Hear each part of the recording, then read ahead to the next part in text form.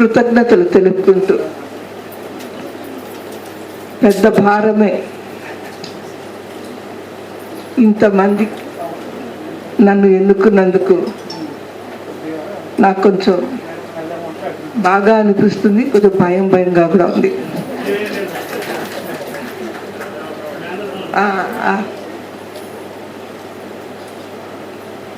అందరికీ నమస్కారం.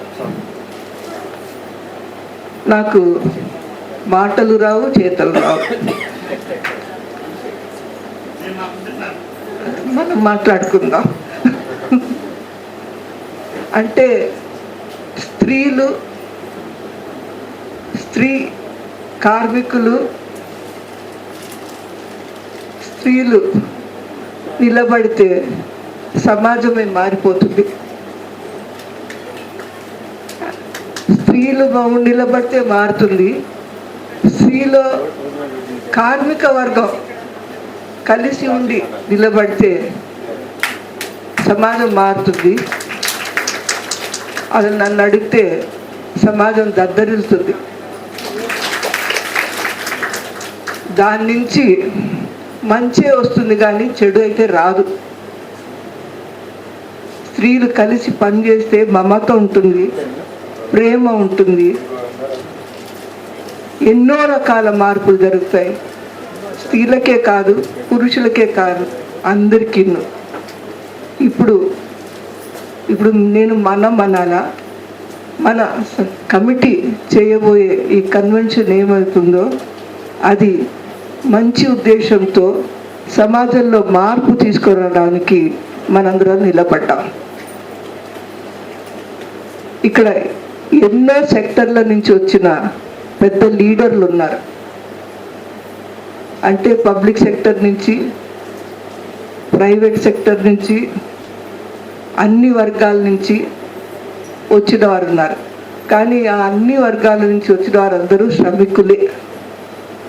మధ్యతరగతిలో ఉన్నవారిలాగా ముస్తాబై వచ్చిన, గ్రామాల నుంచి వచ్చిన మనందరం ఒకటే. ఎందుకంటే మనందరం శ్రామిక వర్గానికి చెందిన వారము. అది మనం గమనించాల.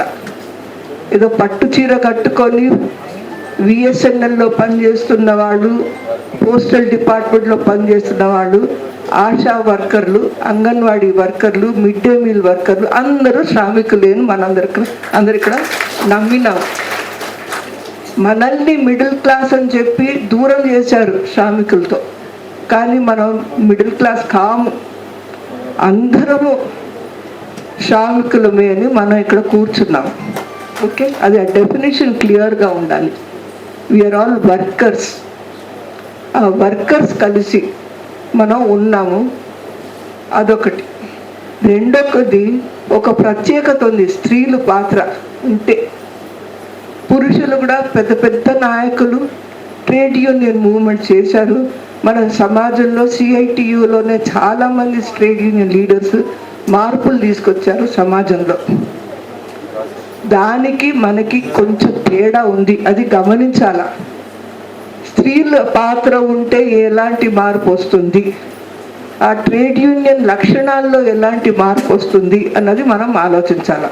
దానికి జవాబు నేను చెప్పను, మీరే ఆలోచించండి. మనం గనక ట్రేడ్ యూనియన్లో ఉంటే, మనం గనక లేబర్ యూనియన్లో పార్టిసిపేట్ చేస్తే ఆ ట్రేడ్ యూనియన్లో ఎలాంటి మార్పులు వస్తాయి అన్నది ఊహించండి.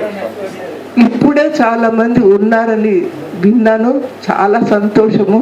కానీ మొత్తం మనం నింపేస్తే ట్రేడ్ యూనియన్లో ఎంత మార్పు వస్తుందో ఊహించండి. అది కూడా నేను చెప్పను, నాకు తెలుసు, కానీ నేను చెప్పను, మీరే ఊహించండి. అంటే మనం ఆలోచించాల. మనం గనక ఈ కుర్చీ మీద ఈ పురుషులు లేకుండా మనమే ఇక్కడ కూర్చుంటే ఈ మీటింగ్ ఎలా ఉంటుందో ఆలోచించండి. ఓకేనా? నేను నేను ప్రశ్నలే వేస్తాను, జవాబులు చెప్పాను. నాకు జవాబులు కూడా తెలియదు యాక్చువల్లీ. ఇంకొకటి, 95% మన స్త్రీలు ఇన్ఫార్మల్ సెక్టర్లో ఉన్నారు, అంటే అసంఘటిత సెక్టర్లో ఉన్నారు. మరి అలాంటి కార్మికుల విషయాలు ఏమిటి? అలాంటి కార్మికులు ఎటువంటి ఇబ్బందులు పడుతున్నారు? ప్రశ్ననే, జవాబు లేదు. ఆలోచించండి. అలాంటి కార్మికులు మీరు ఎంతో సాధించారు. ఆశా వర్కర్లు కానీ, అంగన్వాడీ వర్కర్లు కానీ, వాళ్ళని పెట్టినప్పుడు వాళ్ళకి 1000 రూపాయలు కూడా కాదు వేతనం. ఎంత పెద్ద యుద్ధం చేశారు దేశంలో అంతా. కేరళలో కానీ, తమిళనాడులో కానీ, ఆంధ్రాలో కానీ, తెలంగాణలో కానీ, గుజరాత్లో కానీ మీకు తెలుసు ఎంత పెద్ద యుద్ధాలు చేశారు. మేము కూడా ఉన్నామని తెలియజెప్పారు, భయపడ్డారు, వేతనం పెంచారు. అది బిచ్చం ఇయ్యలేదు, ఆశా వర్కర్ మీద భయం ఉండి ఇచ్చారు. అంగన్వాడీ వర్కర్ మీద భయం ఉండి ఇచ్చారు. అయ్యో వీళ్ళు నోరు విప్పి మాట్లాడుతున్నారు, ఇంక అయినట్టే మన పని అంటే ఉన్న పనులన్నీ మన మీదనే పెట్టారు. అంగన్వాడీ వర్కర్, ఆశా వర్కర్ మీదనే అన్ని. కోవిడ్ టైంలో మనం చూసినాం కదా ఎంత పని ఇచ్చారు. ఆశా వర్కర్కి, అంగన్వాడీ వర్కర్కి వాళ్ళ ఇల్లు వదిలిపెట్టేసి వాళ్ళ జ్వరాల గురించి మాట్లాడకుండా దేశంలో ఉన్న అందరి గురించి చూసుకోవడానికి వీళ్ళిద్దరిని పెట్టారు. వాళ్ళు చేయకుండా ఏమై ఉండేది? అంత బలం ఉంది మనకు. అక్కడ నిర్ణయాలు తీసుకునే వారిని మార్చడానికి అట్టడుగున్న వారు నిలబడి ఎదురు చేసి మీరు చెయ్యకుంటే దేశమే కూలిపోతుందని అడిగారు. అంత బలం ఉంది ఆశా వర్కర్కి, అంగన్వాడీ వర్కర్కి, మిడ్ డే మీల్ వాళ్ళకి. అంటే వాడనే అనడం లేదు, అందరిని అంటున్నాను. స్త్రీలకి అంత బలం ఉంది. మనం అడిగితే వినవలసిందే, లేకపోతే మనం సరిగ్గా అడగలేదు. మనం గట్టిగా అడగాల, అడిగితే తప్పకుండా వింటారు. భయం పడాల. మనం ఇప్పుడు భయంలో ఉన్నాం ఏమవుతుందో అని. ఆ భయం ఎక్కడో కాదు, మన ఇంట్లో నుంచే స్టార్ట్ అవుతుంది భయం. ఇప్పుడు ఈ మీటింగ్ రావడానికి ఎంతమంది ఇళ్లలో పర్మిషన్ తీసుకున్నారు? ఎంతమంది ఇంట్లో భర్తలతో చెప్పి అయ్యా మేము మీటింగ్ హైదరాబాద్ పోతున్నాము అని చెప్పడానికి ఎంత దగ్గర అన్నారు? పంపిస్తాడో లేదు? నేను ఏం లేదు, నేను వండిపోయి పంపిస్తాను, మీకేం ఇబ్బంది లేదంట. పిల్లల్ని స్కూల్కి తయారు చేసి టిఫిన్ డబ్బా కట్టేసి పంపిస్తాం, ఏం పర్వాలేదంట. వచ్చిన తర్వాత కూడా వండుతాం, ఏం పర్వాలేదంట. అవునా కదా? రేపు నేను వచ్చినాక నువ్వు దెబ్బలు తిన్నా, పిర్రల మీద కొట్టినా సరే నేను పోతా మీటింగ్కి అని చెప్పిన వాళ్ళు కూడా ఉన్నారు. అవునా కదా? అట్లా అయిందా లేదా చెప్పండి? ఒక్కరికైనా సరే నిజమే. అవునా? ఆ పోరు బయట కాదు, ఇంట్లో నుంచి మొదలు పెడుతుంది పోరు. ఆ ఇంట్లో నుంచి మొదలు పెడితే ఆ పోరు, ఈ యుద్ధంలో సమాధానం మనతో పాటు ఎవరు ఉండాలా? పురుషులు కూడా ఉండాలా. పురుషులు కూడా ఆలోచించాలా. దాన్ని ఇంగ్లీష్లో మ్యాస్క్యులినిటీ అంటారు, అంటే పురుషత్వం. పురుషులకి పాపము అహం ఉంటుంది. అరే ఈమెని నన్ను అడుగుతున్నది, కొంచెం వాళ్ళకి ఇజ్జత్ పోతుంది. మనల్ని గట్టిగా అడుగుతున్నాడు కదా, ఈమె ఎక్కడికి వెళ్ళొచ్చింది?